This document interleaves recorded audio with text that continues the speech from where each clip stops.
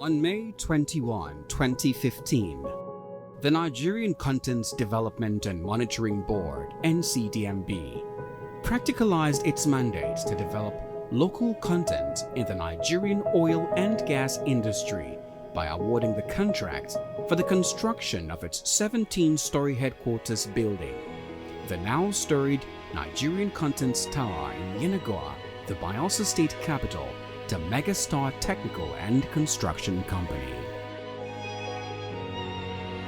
This project was actually initiated 2013,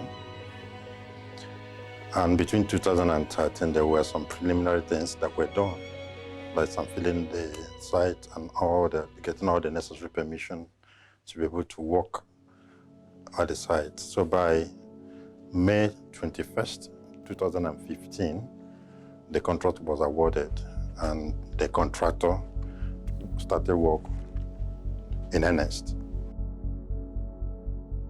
The entire project site covers an area of 40,727 square meters, and the built-up area is 9,742 square meters, while the hard-standing area covers 5,348 square meters. Also, the soft green area covers a space of 11,756 square meters. An additional area of 13,879 square meters is left for extension purposes.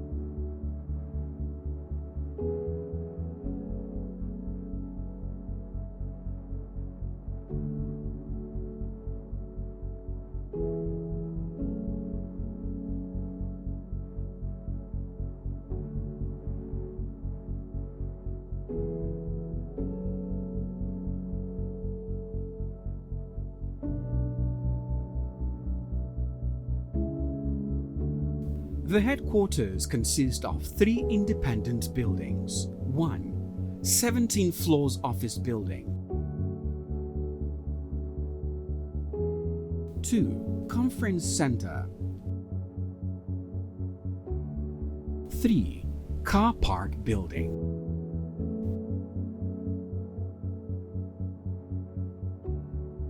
The main building is actually a 17-story building. The ground floor and the first floor are about the reception and the business floor. Then it's also the first floor is also the start of the travel floor. So basically, the offices floor starts from the 3rd floor all the way to the 15th floor, which is occupied by the executive secretary and his staff. Part of the security feature of the building is also that your access card can only allow you to access the floor to which is programmed to. So the general lift lobby has an access control device which is card operated, and from there it means effectively if you are supposed to be on the 4th floor, you won't be able to stray into the 5th floor or 6th floor because then you won't be granted access into the floor. You'll be locked in the lobby and you have to go back to the 4th floor in which your card grants you access to get to. The conference building is fully acoustic. What does that mean? You don't have noise filtration coming in from outside, neither do you have noise coming out from the inside to outside. So it gives it a certain volume of, when you're talking to people, they'll be able to hear you. Everything is controlled within that conference center, and that's a bit unique. Within the multi-level car park, you have parking spaces which are located on 3 floors. One of the distinguishing features of the multi-level car park, which we have to say, is the scissors ramp that leads the car in and out. With this, you have clear demarcation of traffic on the ramp, and you have clear direction of traffic flow from one floor to another. And because we are progressively building world-class facilities and we are bringing technologies that are current in world standard, we have also introduced a car parking management system which educates a driver on which floor it can park, which is availability of space and also availability of usage, because you have distinct parking lot for physically challenged people, we have VIP parking lots, and we have general parking lots. So the car park management system manages this information so that the drivers does not need to circle the floors looking for parking. Is immediately alerted to which floor is available for him to park, so he drives straight to that floor and park.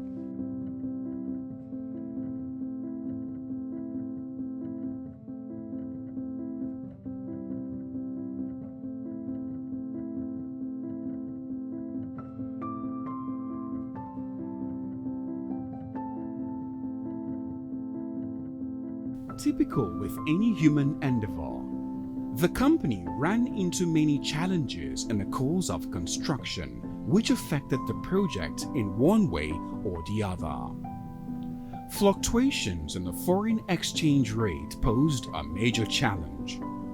This is because it affected the buying of equipment, particularly those that could not be sourced locally. One of the few challenges we have had on this project, especially at the onset, after the war, which as of that time, the dollar rate was around 157. The dollar went up to 305. And mind you, why am I talking about dollar? There are equipments that are required to be used in this building that actually have to be brought in as much as we know that majority of the local things we can source, we actually source locally. But equipment like the lift, we don't manufacture in Nigeria. Equipment like the escalators and the generators, mostly also the MEPs, have to come from outside Nigeria. So that affected the project because we were battling to see how best we could, harmonize and manage with the differential in dollar rate. Another challenge was the training of the workforce. It is worthy of note that in line with its commitment to local contents development and with the encouragement of NCDMB, Megastar turned this challenge into a groundbreaking local contents development opportunity and model by training and utilizing local workforce. It has really impacted on so many lives, so many youths, because like when we started, we had about 700 plus working, and many of them are from Bayelsa. They are Bayelsans. So I really appreciate the company a lot because they have really tried, they have impacted on lives, especially the youths around this area. My name is Glory Peter. I'm from Inagwa, Bayelsa State. I was trained by Megastar for 6 months, and now I'm fully engaged. I can bend, I can tie, I can fix. I want to thank them for this great impact. I will say may God bless them. This massive training of workers, particularly the locals to a large extent, had a positive effect on the project, as it rubbed off in the safety indices during the project construction. Remarkably, out of the 4.5 million man-hours, there was no recorded lost time injury, a feat that is highly commendable. Out of the 500 workers directly engaged by the company in this project, 485, which represents 97%, were Nigerians, while 15 workers representing 3% of the workforce were expatriates.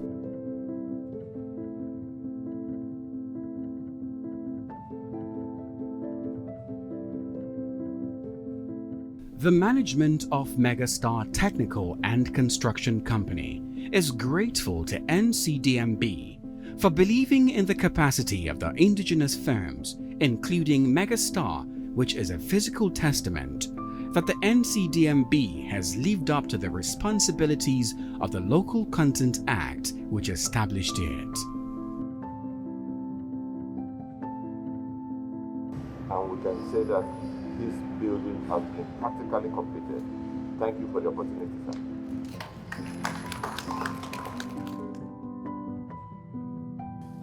It has been fantastic working for NCDMB. It is nice when you work for a client whose intent is clear. There was absolute clarity on what NCDMB wanted. It was clear that they wanted a magnificent building to be their headquarters in Yenagoa. They were sure about the location. They were sure about the imposing nature of the building.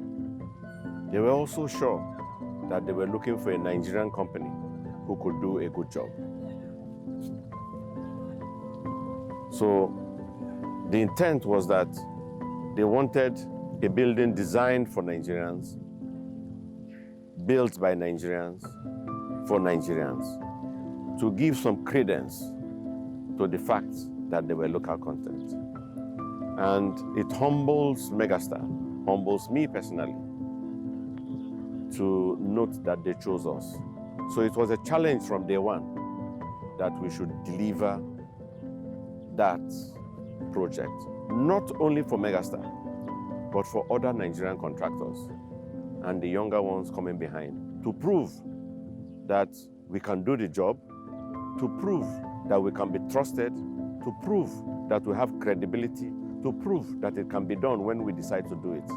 And that was at the back of our mind while we were doing that building. NCDMB went beyond the line of duty. They not only gave us a job, they asked us where there were problems. We discussed our problems. They supported us as local contractors. And for that, we'll ever remain eternally grateful.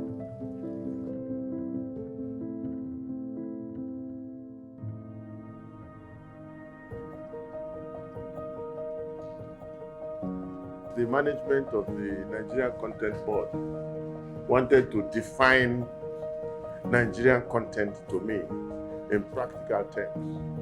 They brought me to this impressive building done by a Nigerian contractor, everything here fitted by Nigerians. I must say that I am very impressed. This is actually a clear demonstration of what Nigerians can do in Nigeria. Walking into this building and coming here, I felt quite happy that for the first time we're seeing a face of Nigeria in this oil and gas industry that is commendable. And so I would like to thank the federal government for the wisdom and investments that have been made in this gigantic project. And I thank the contractors who I believe, I'm told, are proudly Bayelsan as well. I wish to commend the dexterity and the thought process that ensured that this project was done by a Nigerian contractor, not just a Nigerian contractor, a community contractor.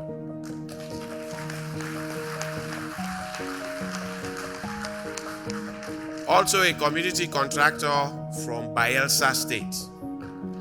That is to tell you how seriously we take the development of local content.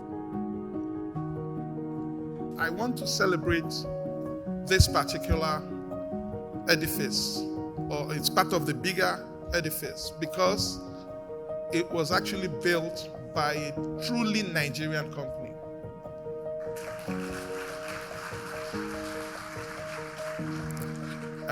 And it didn't just happen. It happened because everybody at that time insisted that Nigerian content cannot be building a headquarters and we use a foreign company. We gave foreign companies the choice. They participated, but this local company won this tender, did the technical approvals, and came out tops. Even in getting the final approvals, there were still doubts. But that company, Megastar, insisted that he had the capacity to do this.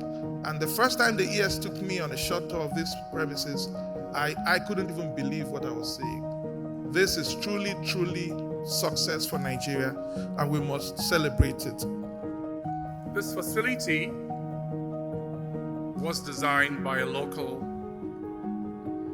architect, a Nigerian architect. This facility was constructed by a Nigerian builder. What more can you ask for?